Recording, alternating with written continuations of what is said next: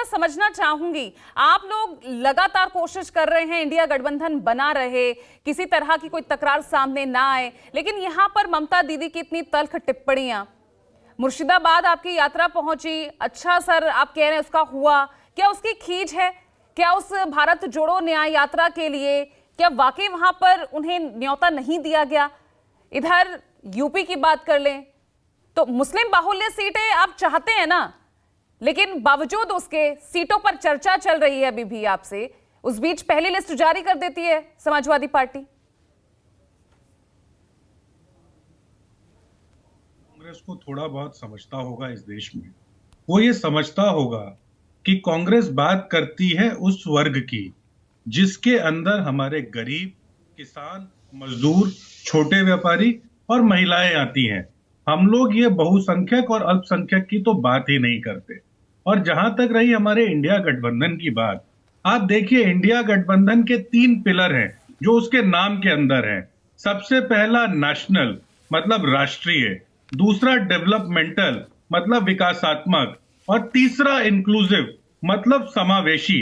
इस गठबंधन के 3 पिलर हैं और इन 3 पिलर्स के साथ रहकर आज के वक्त में वो सारे दल और सारे नेता एक बात ये करते हैं कि इस देश के अंदर नरेंद्र मोदी की एक अन्याय की सरकार चल रही है। वो अन्याय की सरकार जिसने बेरोजगारी का जो आंकड़ा है उसको सबसे पार कर दिया है। वो अन्याय की सरकार जिसने महंगाई का जो आंकड़ा है वो आम आदमी की जेब से बाहर कर दिया है।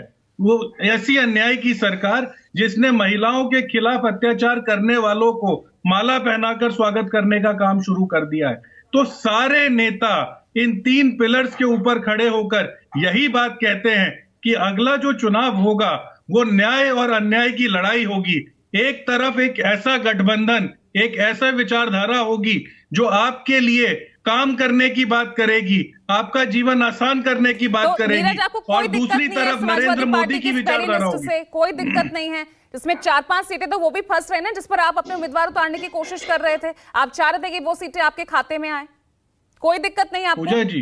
पूजा जी देखिए, गठबंधन की और सीट की बात चैनल पर बैठकर तो नहीं होगी, लेकिन एक बात मैं आपको जरूर बता देता हूं, ये बहुत छोटी छोटी दिक्कतें हैं। जब देश के सामने महंगाई और बेरोजगारी जैसे मुद्दे हैं, उसके सामने ये जो बहुत छोटी छोटी बात है कि किस सीट पर कौन लड़ेगा, आज हर व्यक्ति ने इस देश के ये ठाना है कि पिछले 10 साल में जो अन्याय काल चल रहा है उस अन्याय काल से इस देश को बाहर निकालना है। बातें ही ना इंडिया गठबंधन पे भारी पड़ रही है।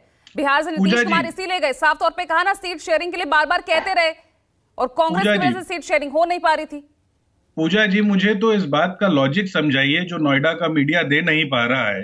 अगर नीतीश कुमार जी भाजपा के खिलाफ कोई गठबंधन बना रहे थे, नरेंद्र मोदी को देश का सबसे नकारा प्रधानमंत्री बता रहे थे, आज उनकी गोद में जाकर बैठ गए और उसके पीछे नोएडा का मीडिया ताली बजा रहा है। मुझे सिर्फ पूजा जी ये समझा दीजिए कि आप जिसके खिलाफ राजनीति कर रहे हैं आज उसकी गोद में बैठ गए तो आपकी क्रेडिबिलिटी कहां चली गई? हम तो बार बार आपको ये कह रहे हैं कि जो राष्ट्र की बात करेगा, जो डेवलपमेंट की बात करेगा, जो इंक्लूसिवनेस की बात करेगा, वो इंडिया की बात करेगा। और नरेंद्र मोदी के अन्याय के खिलाफ सारे दल, सारे लोग और सबसे ज्यादा देश की जनता एकजुट है। आपको कोई दिक्कत नहीं है, पहली लिस्ट जो जारी हो गई है समाजवादी पार्टी की तरफ से, भाई सीट शेयरिंग को लेकर अभी चर्चा चल ही रही है ना, या फिर 11 पर आप सहमत हो गए कि हमें 11 ही चाहिए सीटें?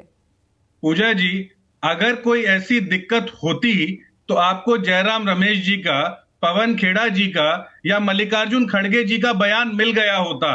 गठबंधन के अंदर जो उलझे तार हैं उसको सुलझाने की कोशिश चल रही है और देश के सामने एक ऐसा विकल्प रखने की बात है जो इस 10 साल के अन्याय से आपको निजात दिलाएगा। आप तो ये तैयारी करिए कि आने वाले 45 दिन के बाद एक न्याय की सरकार इस देश में बनेगी और जिसका नेतृत्व जो है वो इंडिया गठबंधन के साथी करेंगे और नरेंद्र मोदी